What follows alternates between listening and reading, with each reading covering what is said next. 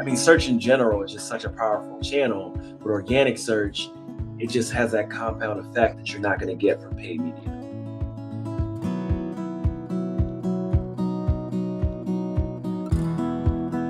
All right, you're listening to the Deal Closers podcast, brought to you by websiteclosers.com, a show about how to build your e-commerce business to be profitable, scalable, and one day even sellable. I'm Izach Porter, and on the show today, we're talking all about a topic that can seem confusing and sometimes mysterious, but if it's done right, it can be extremely impactful to your bottom line. This is search engine optimization, or SEO. We all want to rank on Google to get free organic search traffic to our websites, especially for relevant keywords. But the SEO industry seems to have more scam artists and spam emails than the weight loss industry. So it's a challenge to truly know what works and what doesn't, or even if, as a small business, we can compete against the big players. With me today is someone who's been in the SEO space since 2006 and can help us navigate what we really should be doing to rank. He's the founder and CEO of iPullRank, 2020 Search Marketer of the Year, and author of The Science of SEO. This is Mr. Michael King. Hey, how's it going today, Mike? Fantastic. Thanks for having me, Izach. Excited to be here. Yeah. Really glad to have you on the show.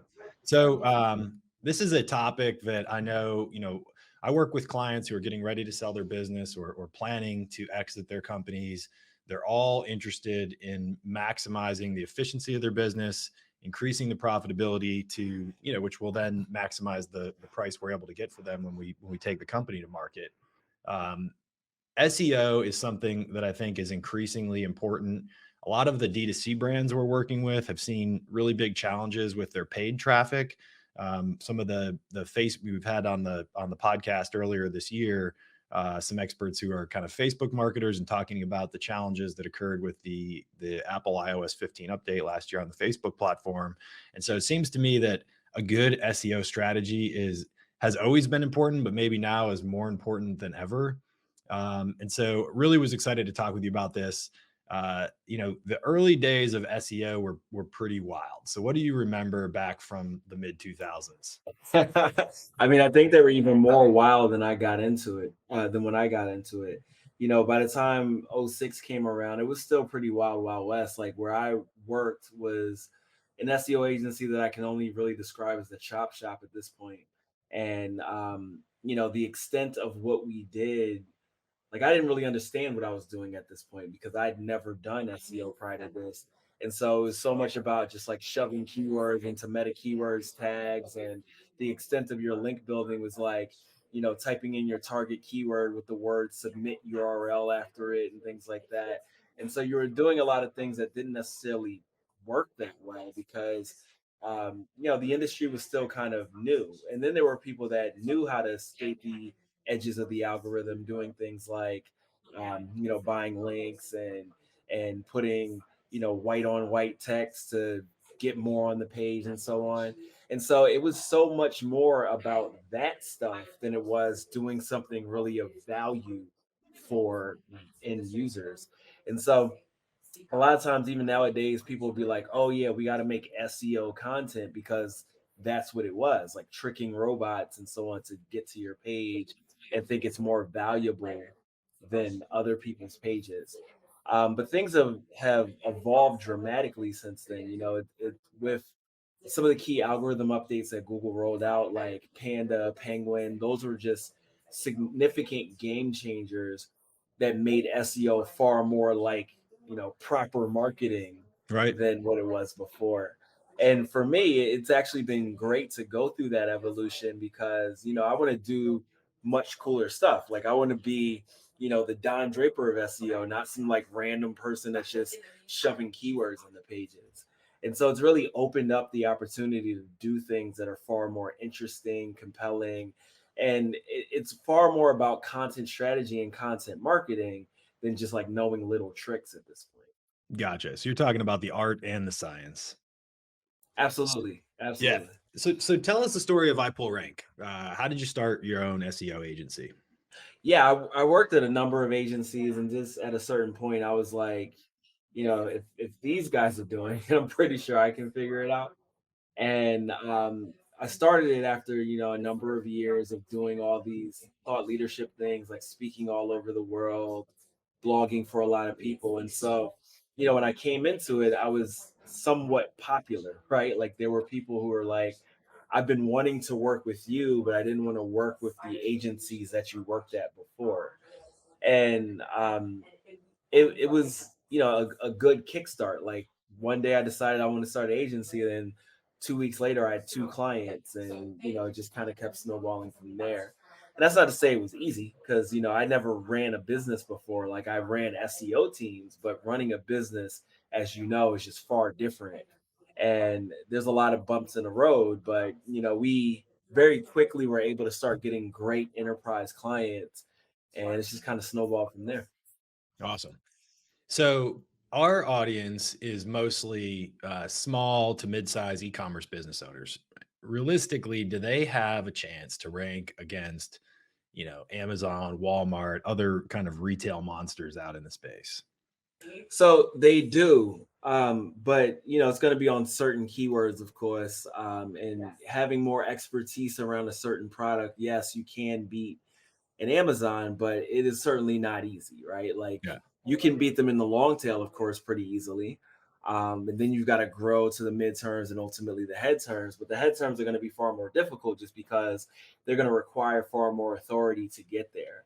And so if you're a small business, I mean, it's like anyone else tells you, just really focus on that niche, build the greatest content possible there, and then really just promote that, build all the links to that so you can be more effective there. And we see it every day. You'll look at a SERP and you'll be like, wait, how is this site beating Amazon? Or how is this site beating Walmart or whatever? And then you really look a lot closer at it. You're like, oh, they like really invested in making content, building these topical clusters around this concept in a way where Amazon just can't really truly be competitive just because of that level of specificity. Of course, Amazon is still going to be in the top five, in most cases, top three, but you can beat them if you just get hyper specific. Gotcha. That's pretty cool. Really interesting. So, look, I see two kinds of businesses that are getting ready to exit that we work with quite a while. We've got businesses, they're brand owners, they've got a product, something that they have maybe some IP around, and they're spending 40 to 60% of their revenues on paid traffic to drive paid traffic to their site.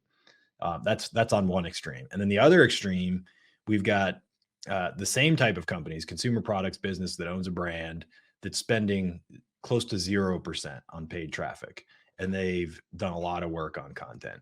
Can somebody with a small to medium sized business that's spending, the majority of their earnings on paid traffic, could they, what's the business case for them to invest in SEO, and could they, does that pay dividends over time?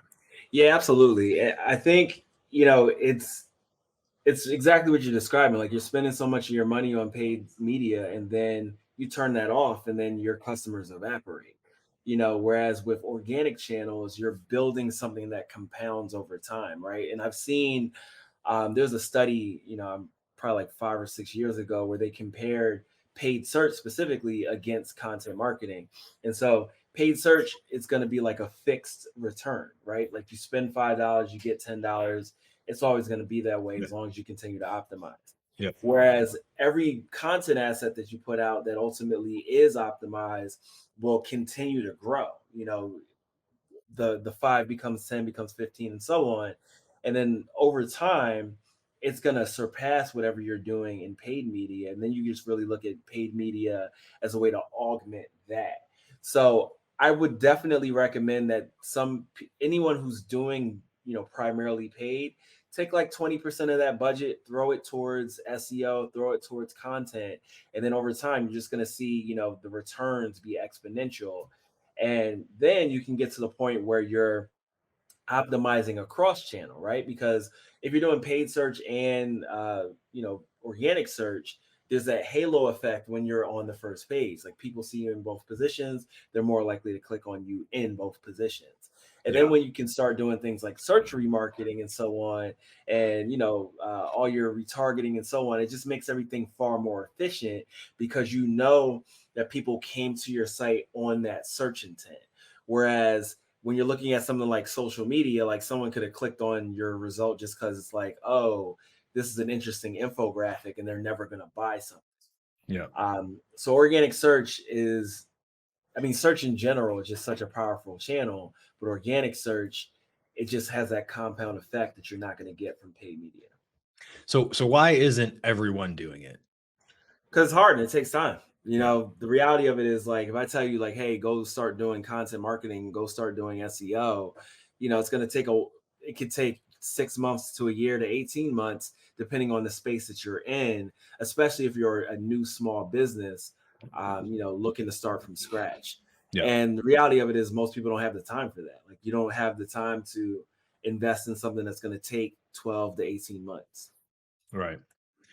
I think you're exactly right. I think it's, and it is somewhat of an art, and there's a lot of science behind it. I think the paid traffic, you can start up a e-commerce brand and open up a Facebook account and a Google AdWords account, and you can start driving traffic to your brand, really on day one.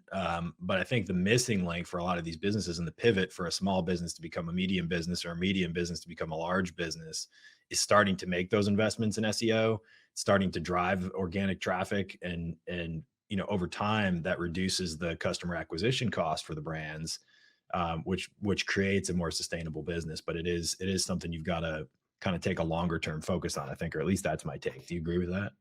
Oh, wholeheartedly. And again, like, most people are just like, okay, cool, I'm gonna spend this $10 and get the 20 back and keep doing that, which is fine and great. But if you want to see those exponential returns, you've got to think long term with it as well. Yeah. So, can you give us a couple tips? So, what should our audience be doing? Call it the next 3 to 6 months to to start to improve their rankings. Right? Maybe they don't get that at optimal place, but just take an iteration of a step forward in a better position. Yeah, I would say, considering that these are largely smaller businesses, it's really a focus on the content, right? Like, make sure your site is technically sound. I mean, I'm going to assume if we're small businesses, we're talking about Shopify sites and small WordPress sites and things like that. There's a variety of tools that can support you in those efforts. Like, if you're using WordPress, use Yoast SEO. There's now a Yoast SEO for Shopify, so using those. And really focusing in on your page speed. So if you got a developer that you can work with, just work with them to get those themes as tight as possible, and get your site on the CDN. So once you've got those basics handled for these types of site, really just dig in on your keyword research and your content, and then figuring out, like, what are your mechanisms for promoting that content. Because at the end of the day, for Google, links are still the name of the game. Like, how are you going to get people to link back to your sites without doing things that are against Google's guidelines? And that's really going to be, building up that audience, reaching out to sites, influencers, things like that, and getting them to promote your assets for you so that you end up getting more of those links. And so link building can also be done with paid media. And I don't mean, again, buying links. I mean, putting your content in front of the people that you want to link to you using ads. So Facebook ads are great for this. Targeting journalists, targeting bloggers that have specific interests that are related to your content, and really just getting that content out is, like, the best thing you can do. But there are also things you can do to the content without building a lot of links, because the way that Google works, there's a variety of different um, aspects or ranking factors that are effectively just scored in a giant equation, and there's different weights for different components of that equation. So if you optimize your content in the way that Google expects, meaning that not only are you using the target keywords, but you're also using what are called co-occurring keywords, or the entities that are related to these different concepts, it's going to be considered more optimized, and it's going to rank even better, even if you don't build a ton of links. So the key thing I'm saying here is that you should really just dial in on what the keywords that your audience are looking for, and then optimize that content accordingly using tools like Phrase or Surfer SEO, or any number of tools out there for doing this type of content optimization, and build those links, and really put a stake in the ground and say, I'm going to do this for 18 months. And then at the end of that, you will definitely be driving a substantial amount of organic traffic. Very cool. How about on the keyword research? Any tools that you recommend that are kind of user friendly for a Yeah, beginner? I'd say SEMrush is like one of the best tools that you can use because effectively you can put in your domain, you can compare it to other domains, and it's going to show you the keyword gaps, and it's also going to show you the keywords that you're currently ranking for. So that tool is incredibly valuable. Like I don't think we've done keyword research without that tool for about 5 years. Gotcha. So I definitely would recommend that people check that out. Cool. Thanks. So let's talk a little bit more about link building. I'd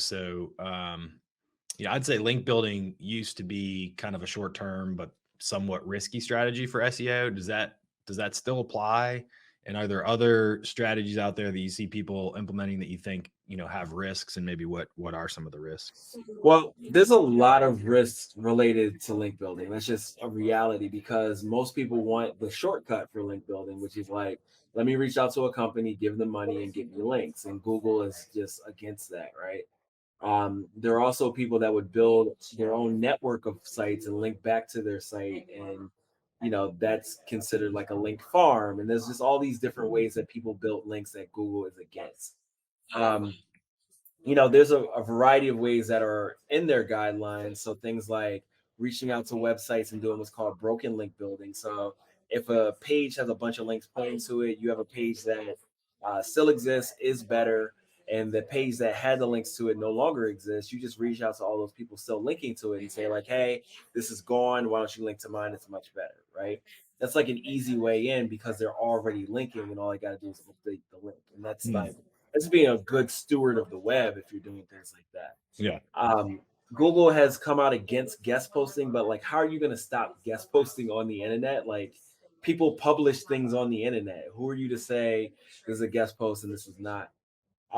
So I don't necessarily recommend doing guest posting for link building because then you end up going on lower tier websites and things like that. I more say like, hey, why don't you reach out to sites that are related to your space that are like high quality sites that are also driving traffic and write something of value for those websites. And this isn't the same as guest posting. This is like working with someone to publish something of value. Whereas guest posting is like, 500-word blog article that's kind of related to what you're talking about on your website, one stock image, and it's like you farmed it out to somebody on Upwork for $5. Like, Hmm. I'm not talking about that. I'm talking about doing actual high quality editorial work with these publications and then also linking back to your website. So definitely do that. And also just like your social following can be super valuable for link building. So what I mean is, um, let's say you've got a bunch of Twitter followers, and what you can do is you can download that list of Twitter followers, look at their websites, and then compare that to the list of sites that are linking to you. So like maybe you pull it from Ahrefs or SEMrush or Majestic, whatever tool, and just do a VLOOKUP. And whoever is not linking to you that follows you, reach out to those people and say, hey, you already have a relationship with my brand. Why don't you link to me? So those are three tactics that are scalable and can work quite well. Awesome. Great stuff, man. Appreciate you sharing that. That's good, really good value. So I was checking out your website, iPullRank.com, and you've got some great case studies on there of different types of services you provided and ways you've worked with your clients. And one that kind of caught my eye was the case study about the Google algorithm update, and how you help that client kind of recover and then increase their organic search traffic, I think, by 500% year over year. So, what are some of the what are some of the success stories, or what's one recent success story that you've had that kind of comes to mind? One client who for 5 years got hit by every single algorithm update. And then they came to us and we not only recovered the traffic that they lost, I think they grew like another 80% year over year. And they've continued to grow. We've worked with them for, I believe, like 4 years now. And we just did the case study recently. That's why it's top of mind. Um, and for them, it's really like digging into the technical components because the site has hundreds of thousands of pages. It's like a site in like the car space or whatever. And so, for them, it was largely like, okay, how do we fine tune the internal linking? How do we fine tune the content a bit? Because they had a lot of like kind of auto generated content. Like, how do we improve that? But I think the site that you're talking about was actually a smaller website. It was a lawyer site, I believe. Yep, I think that's right. Yeah, Yeah, that's the lawyer one. site. It was a law firm. Yeah. Right. And they had gotten hit by one of the early Panda updates. And so what we worked with them on was one, improving their content, two, like improving existing content because they had a bunch of pages that was like, here's the question, here's the answer. And the answer could be one sentence. And so we actually would build those out to make them more of what we call like 10x content. So like 10 times better than whatever else is out there. And so they saw a recovery. And then we also did some UX things that kind of sit on improvements for SEO, but also improvements just from like a conversion rate optimization perspective. And so ultimately, their traffic went up, their conversion went up pretty significantly as well.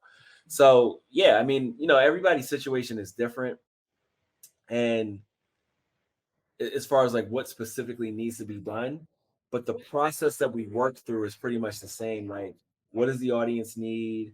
How does that align with the content that exists? What optimizations need to be made? What net new content needs to be put out there?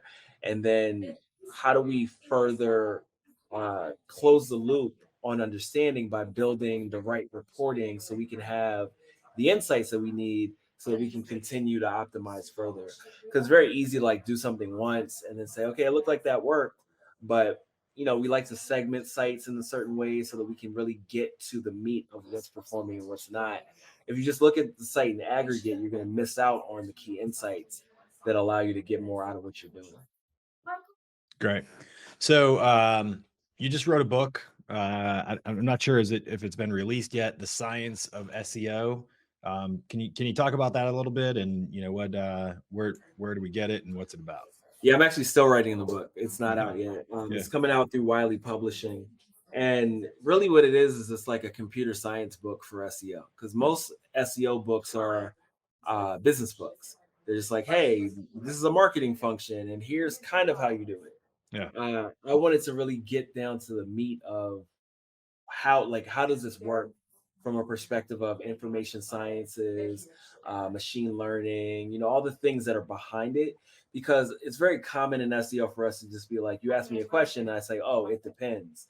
What I wanted to know is, what does it depend on, so that we can have a very clear understanding of what we need to do and why we need to do it. Because as the algorithms are updated, it's we don't know what Google is doing exactly, but there's like a whole series of fields of computer science behind it, and there are new engineers added to the team contributing to this on a regular basis. So if we pull enough things together, we can get an understanding of what is this and how does it work, so that we can have more clarity around it. Awesome. So another question that comes to mind, we've got listeners who are thinking about hiring an SEO agency. What should they be looking for, and what maybe are some like red flags to avoid? Yeah, red flags are just any lack of transparency. If you get someone that's like, okay, yeah, we're gonna build links for you, and they don't tell you where they're getting them from, how they're doing it, they don't give you any like sense of reporting around the links, that's gonna be, just don't even move forward with them. Also, if they're just super cheap, you're not likely to get good value out of it either. Like if you're going on Fiverr for SEO services, you might as well just burn your site down ready. Burn your money, maybe. Yeah, just like delete the whole thing. It's fine. Yeah.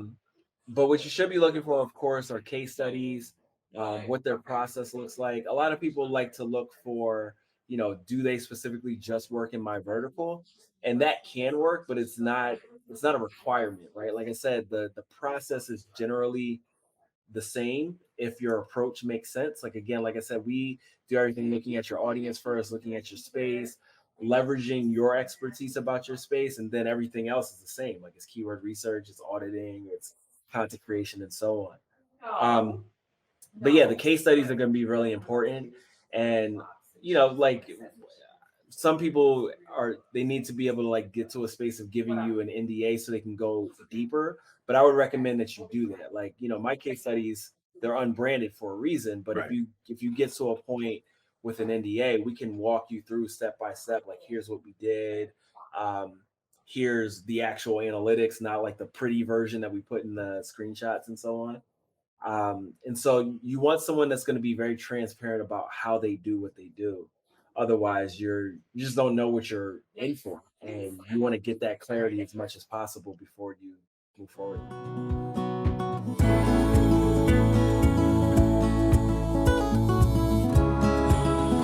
All right. Well, that was Michael King, founder and CEO of iPullRank. You can connect with him on Insta at iPullRank. Michael King on LinkedIn. He's on TikTok and Twitter under iPullRank, and of course, iPullRank.com. Thanks everyone for listening to this episode of the Deal Closers podcast, brought to you by websiteclosers.com. If you like the show, be sure to rate us, write a review, press the follow button, and share it with your network. And of course, if you're looking for help selling your e-commerce business, be sure to visit websiteclosers.com. This episode was edited and produced by Earfluence. I'm Izach Porter. Follow me on LinkedIn, and we'll see you next time on the Deal Closers podcast.